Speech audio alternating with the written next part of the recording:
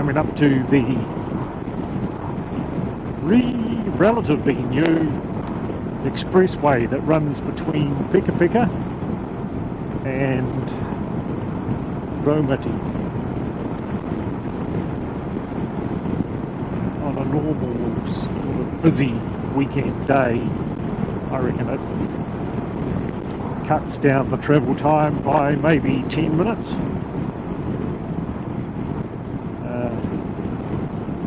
It's not only that, it just gives the impression that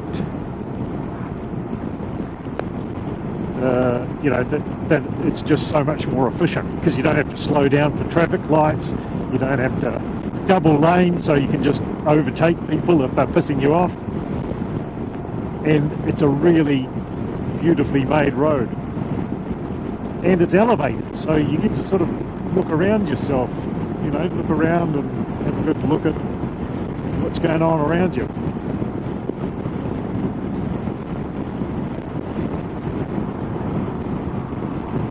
A lot of people speeding today, which pisses me off, because if I was doing that, then I'd probably get caught by a cop, but they don't seem to.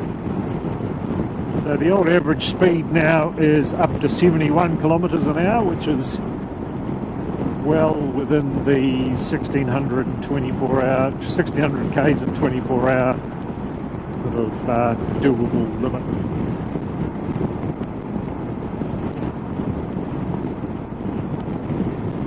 There's some talk of the government changing the speed limit on roads of, well, certain roads. I don't think they're called roads of national significance, but they have to be dual carriageways like this one.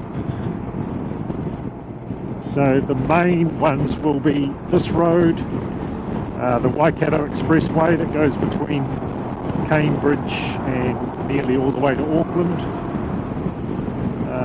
and so the speed limit will increase from 100k to 110k, which is about what I'm doing now, and people are still overtaking me. So it's the same old thing, you increase the speed limit, everyone increases their speeds by about 10k above the speed limit. So I don't know, I'm not convinced that those sorts of things work, but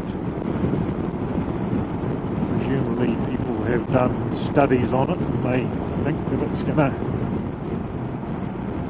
save time, save money and be safe, but who would know?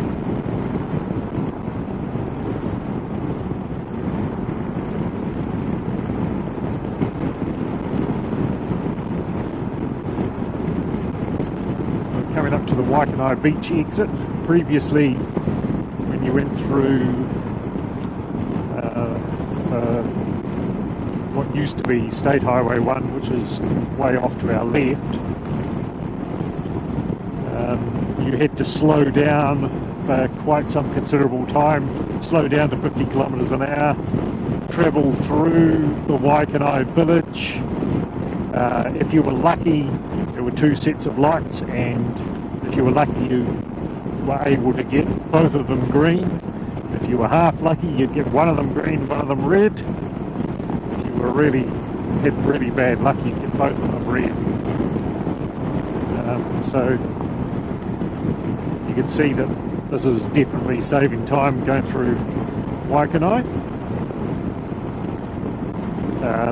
The next town that we go through is Paraparaumu, and same thing, quite a long distance from where it starts to be 50k to plus one set of quite a big intersection, one set of traffic lights, and then a long stretch of 70k as you come out of the town. So again, this road, which is pretty impressive looking, has alleviated that pain.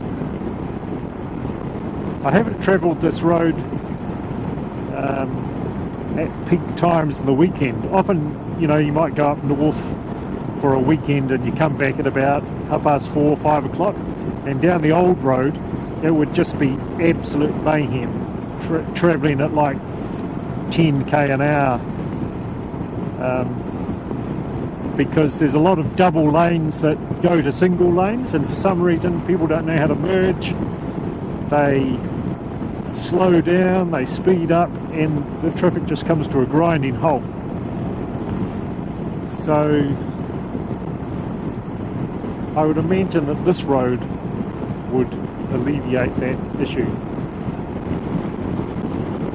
And then in 2020 they're opening a road called Transmission Galley, which will be an extension of this road that will go pretty much all the way through to Wellington, and I reckon that'll knock another 20 minutes off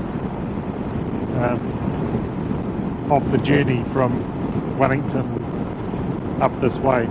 Well, what the other thing that it does do is that it provides an alternative route out of Wellington. So at the moment we're very, I don't know, hamstrung.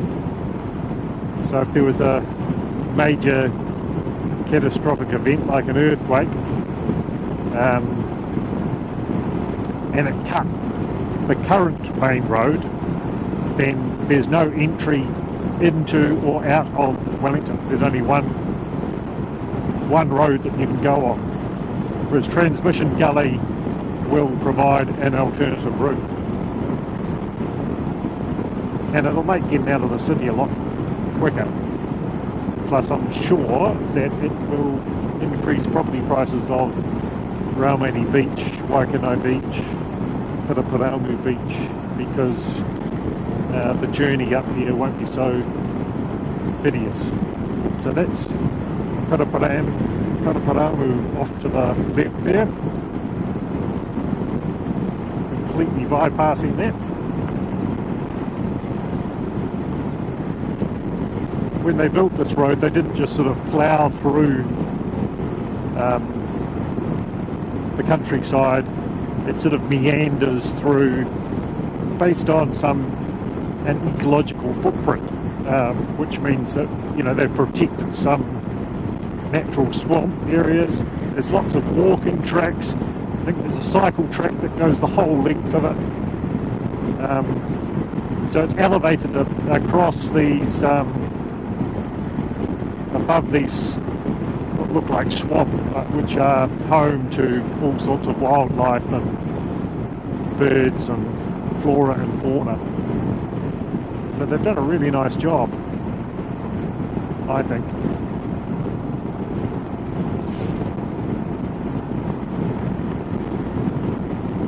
And this is Raumati. So again, if we were on the old road, we would have been going 70 kilometres an hour now. Instead, we're sitting at around 108.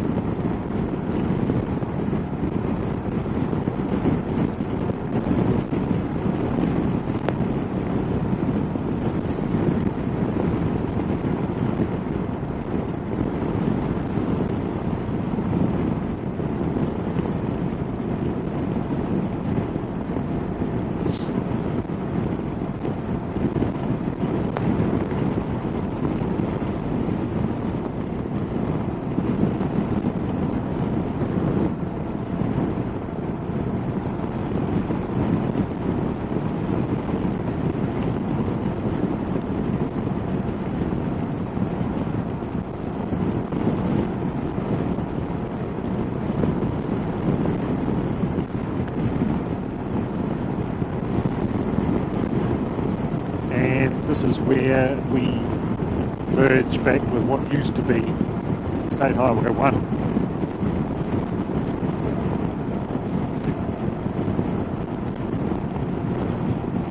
Well, it still is State Highway 1, but it's the original State Highway 1.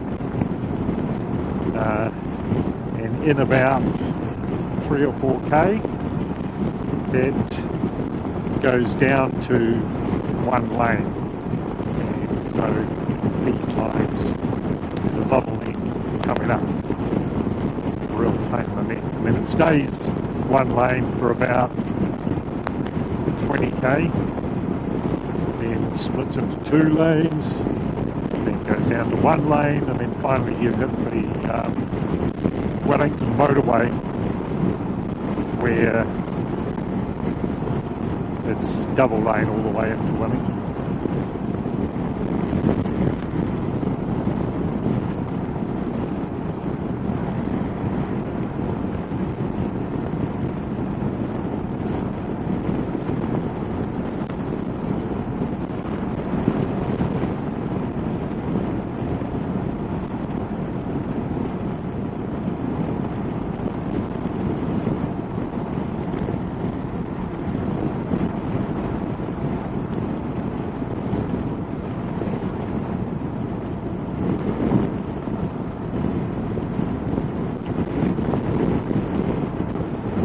Go, transmission gullies, completion April 2020, so another 2.5 years. It is pretty amazing what they're doing. They are literally just carving through hills. I'll try and give you a view up here of what it looks like. This is where it comes out, just up here on the right hand side. Join up with this road.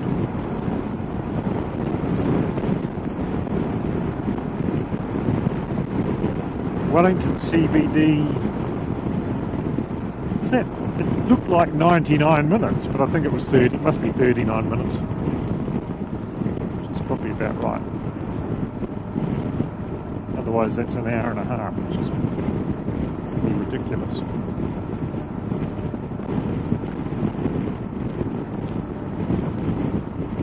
Okay, so this is where transmission gully will merge into that bit over there on the right.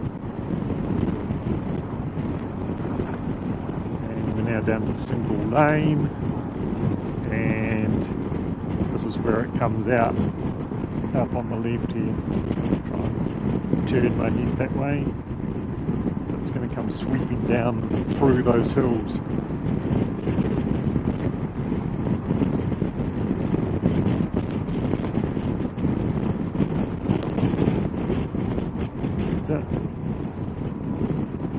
Now down to 83. I'll turn this off and then I'll turn it back on going around the waterfront.